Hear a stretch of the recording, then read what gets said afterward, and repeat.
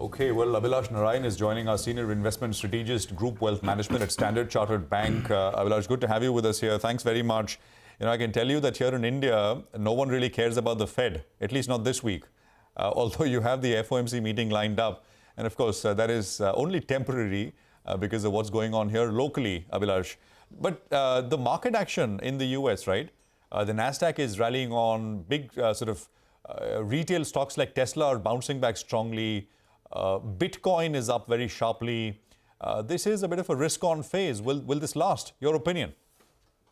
Well, on our end, we just published a report on Friday, and we think that markets are getting a bit complacent in terms of, expectations of a more dovish Fed and the rally we've seen in equity stocks. Because, while the earnings season that we have seen in US till now has been, surprising modestly on the positive side, earnings are still expected to contract in Q4. And in the coming week, we are going to see a fair number of tech earnings. And in Q4, we are expecting the tech sector to show earnings drop of around 8%.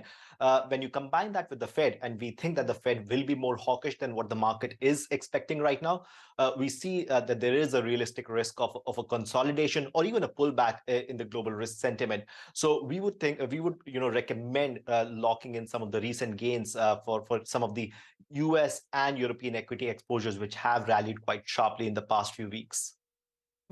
Abhilash, good morning. Is there any specific expectation from the budget this time around? This is the last budget before the elections, so there is an expectation that it could be a populist one in that context. From an investment standpoint, what are you going with?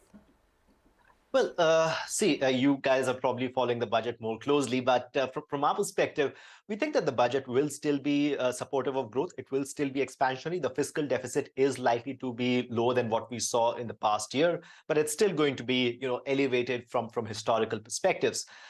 If I look at, the potential for impact on bond markets, we think that, the borrowings will decline from last year, and that should mean that 10-year Indian government bond yields should see the yields capped somewhere between 7.5 to 7.75%. When we combine that with our view that we expect RBI to only hike rates by 25 basis points, we think that this is a good time to start allocating more to bonds, because that could play out to be a good investment in the medium term. Money drifting towards bonds. Morning, Abhilash. What about the toss-up between India and China? Some part of that has played out because the Chinese index has done well. In the recent past, we have underperformed. What's your view on the Indian markets in comparison to what the Chinese markets have done now? Well, when we talked in December, just before the new year started, I had highlighted that we had turned from overweight to neutral Indian stocks, and we had turned overweight Chinese stocks because we expected, investors to reallocate money to Chinese equities, especially international investors, given the reopening expectations. And that's, certainly played out. And we have seen that in flows data as well. Now, in the near term, obviously, the concerns around Adani Group are going to be an excuse for an investors looking to sort of take profit on the profitable investment in Indian equities over the past couple of years. So that could be a headwind. But if we talk specifically around China, obviously we've got the important Caixin PMI data scheduled to be released this week, and the industrial profits. So that data will be crucial. But for the next 3 to 6 months, we think that Indian equities could continue to lag Chinese equities, given the high PE ratios and the general bullish sentiment towards China. But on a 12-month horizon, we are still neutral on Indian equities. Okay, so you're saying that Indian equities could lag Chinese equities, and you believe that the money will be made in the bond market now. So are you trying to, advise investors to perhaps raise their cash levels, move out of equities into other asset classes? What should the asset allocation strategy be for the rest of the year? Well, absolutely. So, at start of the year, we turned neutral on Indian equities relative to Indian bonds. And even within equities, we do have a tilt towards defensive sectors and sectors which are, scheduled to benefit from government spending in general.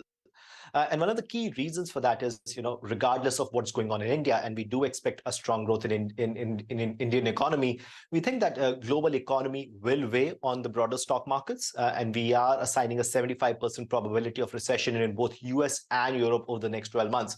And that could be a dampener for equity markets globally. So we think that it makes sense to turn a bit more defensive, increase allocation to bonds, especially given the attractive bond yields right now. And yeah, raise allocation to cash to a sort of neutral level, so that if you do see any sharp pullbacks, investors do have dry powder to use that cash and enter markets at a better level. Okay, that's a fair point. Thanks a lot, Abhilash, for joining in and giving us your view. So that's a slightly circumspect view on the equity markets. There is a global recession coming. Perhaps better to keep your powder dry in a situation like this.